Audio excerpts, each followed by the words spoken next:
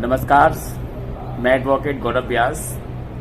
मित्रों, 1 जुलाई से हमारे 3 क्रिमिनल लॉज, जो कि बड़े बड़े क्रिमिनल लॉज हैं, आईपीसी, सीआरपीसी और एविडेंस, बदलने जा रहे हैं। अब इनके स्थान पर भारतीय न्याय संहिता, भारतीय सुरक्षा प्रक्रिया संहिता और भारतीय साक्ष्य अधिनियम 2023 लागू होने जा रहे हैं। जी हाँ, तो एक प्रश्न उठता है व्यूअर्स में और आम जनता में कि 1 जुलाई से जब ये तीनों नए कानून अपने परिवर्तित रूप में होंगे तो इनका इफेक्ट क्या रहेगा।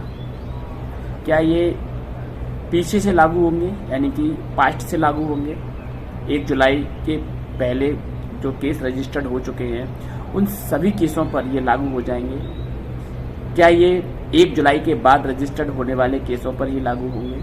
तो इसके लिए हमें लॉ मैगजीन्स को देखना होगा। लॉ मैगजीन्स कहती है कि किसी भी कानून का 2 तरह का प्रभाव हमें देखने को मिलता है।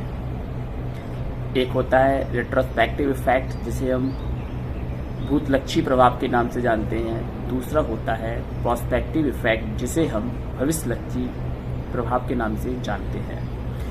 जितने भी क्रिमिनल लॉ होते हैं ये सभी लॉज इन्फोर्समेंट डेट के बाद लागू किए जाते हैं। जिस दिन से लागू होते हैं उसके बाद, उस डेट के बाद वे लागू माने जाते हैं, पीछे से लागू नहीं माने जाते हैं। पीछे से लागू होने का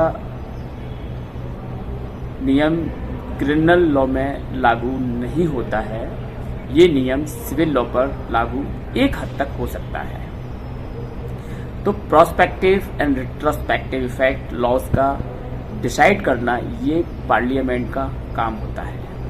पार्लियामेंट जनरली किसी भी क्रिमिनल लॉ को रिट्रोस्पेक्टिव इफेक्ट से लागू नहीं करती है। रिट्रोस्पेक्टिव इफेक्ट का दुष्परिणाम ये होता है कि आपको याद होगा वारेन हेस्टिंग के टाइम में राजा नंद पर कैसे एक ऐसे कानून के तहत जो भारत में लागू नहीं था, वो विदेश में लागू था, और वर्तमान में भी जो कानून लागू नहीं था, ऐसे कानून के अंतर्गत राजा नंद को ला करके उन्हें कैसे एग्जीक्यूटिव बॉडी यानी कि वारेन हेस्टिंग ने फांसी के फंदे पर लटका दिया था।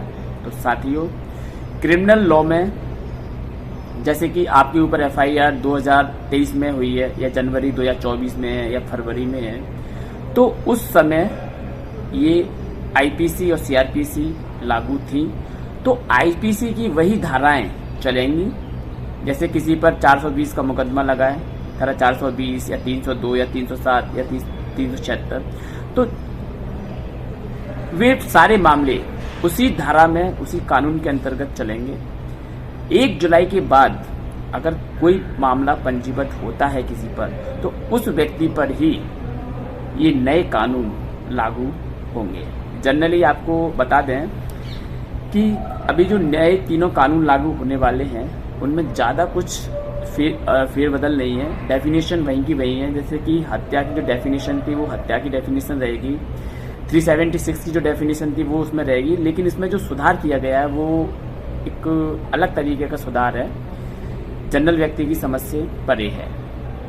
तो साथियों, आपको टेंशन लेने की कोई ज़रूरत नहीं है। हमारे ये तीनों कानून हैं, आईपीसी, सीआरपीसी और एविडेंस, इनका जो इफेक्ट रहेगा वो प्रोस्पेक्टिव इफेक्ट रहेगा, ना कि रेट्रोस्पेक्टिव इफेक्ट। तो साथियों, ये है कानून का प्रभाव, रेट्रोस्पेक्टिव और प्रोस्पेक्टिव। आई होप कि आपको कानून के इस प्रभाव के बारे में जानकारी मिली।